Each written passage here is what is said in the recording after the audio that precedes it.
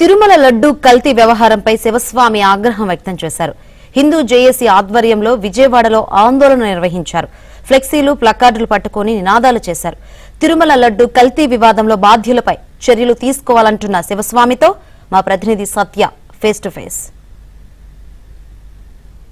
కలియుగ ప్రత్యక్ష దైవం తిరుమల శ్రీవారి లడ్డు ప్రసాదంలో కల్తీ జరిగిందంటూ సాక్షాత్తు ముఖ్యమంత్రి చంద్రబాబు నాయుడు ప్రకటించారు.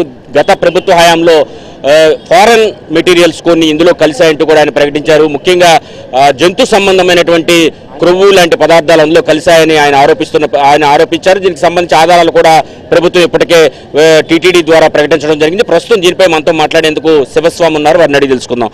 సార్, ఏంటి సార్ ఈ తిరుమల తిరుపతి లడ్డు ఎంత వెంకటేశ్వర స్వామి ఎంత ప్రశస్తమో లడ్డు అంత ప్రశస్తం, అలాంటి లడ్డూలో ఇటువంటి ఫారెన్ మెటీరియల్స్ ఉండడాన్ని ఎలా చూస్తారు? అదే సమయంలో ముఖ్యమంత్రి దీన్ని బయటపెట్టడాన్ని ఎలా చూస్తారు?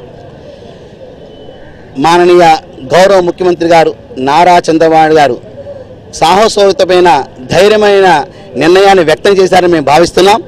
వారి నోటి ద్వారా స్వయంగా ఈ యొక్క స్వామివారి యొక్క లడ్డూ ప్రసాదంలో అటు పంది కొవ్వు మరియు ఇతర జంతువుల కొవ్వులు కలిసినట్లుగా దాన్ని ఆపివేసినట్టుగా కూడా వారు తెలియపరచడం ఇది ఆహ్వానిత శుభపరిణామం భావిస్తున్నాం.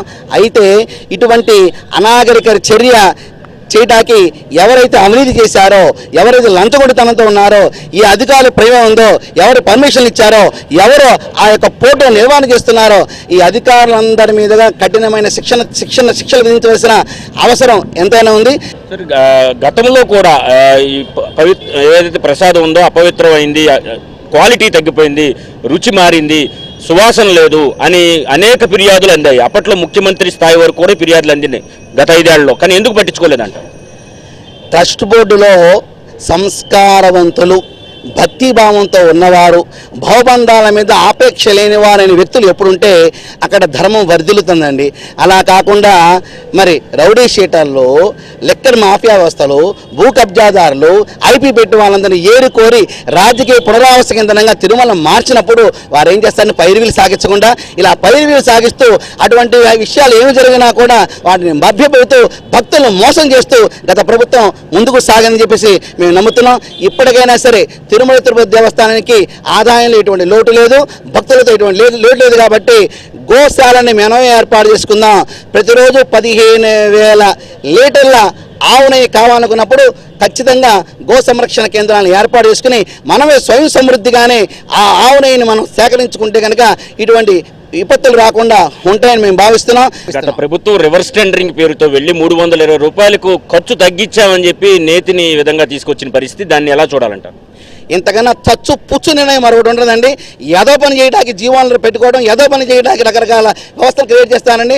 ఒక గోశాల 1800 నుంచి 3,500 వరకు ఆ గోశాల స్థాయిని బట్టి నెయ్యి లభిస్తూ ఉంటుంది. 300 రూపాయలకి ఎలా వస్తుందండి? ఏమొస్తుందండి? సరైన నూనె కూడా నువ్వుల్లోనే రాదండి, సరైన నువ్వుల్లోనే నెయ్యి ఎలా వస్తుంది కనీసం తెలియదని బద్మాషులకి. కావున దీన్ని మేము ఆవేశం కాదండి, ఆవేదన, మాలో తన్నుకొస్తున్న ఆవేదన. మేము దేనికోసం ఉంటామండి? భగవంతుడి సేవ కోసం, భక్తుల సేవ కోసం ఉంటాం. అటువంటి వ్యవస్థలో ఇటువంటి జరిగినప్పుడు మేము తట్టుకోలేమండి. సిబిఐ మాజీ డైరెక్టరు ఒక ట్వీట్ చేయడం జరిగింది.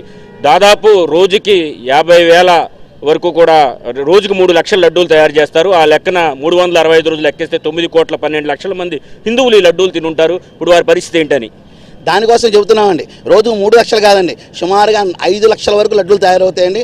9 కోట్లు కాదండి, సుమారుగా 15 కోట్లు దాటి వెళ్ళిపోతుందండి. కాబట్టి ఆ ప్రసాదం పైన జీలు తిని ఉంటారు, మన కింద ఉన్న జీలు తిని ఉంటారు, నేను తిని ఉంటాను, అందరూ తినే ఉంటాం. ఇక్కడ ప్రసాదంగానే వెంకటేశ్వర నోట్లో వేసుకుంటాం కదా. ఎలా అయితే వరద వచ్చినప్పుడు ఉదక శాంతి చేసి పవిత్రోత్సవాన్ని మా క్షేత్రం మేము చేసుకున్నాం, అలాగే రాష్ట్ర ప్రభుత్వం వారు తిరుమల తిరుపతి దేవస్థానం ప్రక్షాళన చేయవలసిన అవసరం ఉంది. రాష్ట్రంలో ఉన్న అన్ని దేవాలయాలు కూడా పవిత్రోత్సవాల కార్యక్రమాలు చేసి భక్తులకి ఆ తీర్థ ప్రసాదాన్ని స్వచ్ఛందంగా వెంకటేశ్వర స్వామికి నివేదన చేసిన ప్రసాదాన్ని ఆంధ్ర రాష్ట్రం అంతా ప్రతి భక్తులకి అందజేయాల్సిన బాధ్యత తిరుమల తిరుపతి దేవస్థానానికి ఉంది.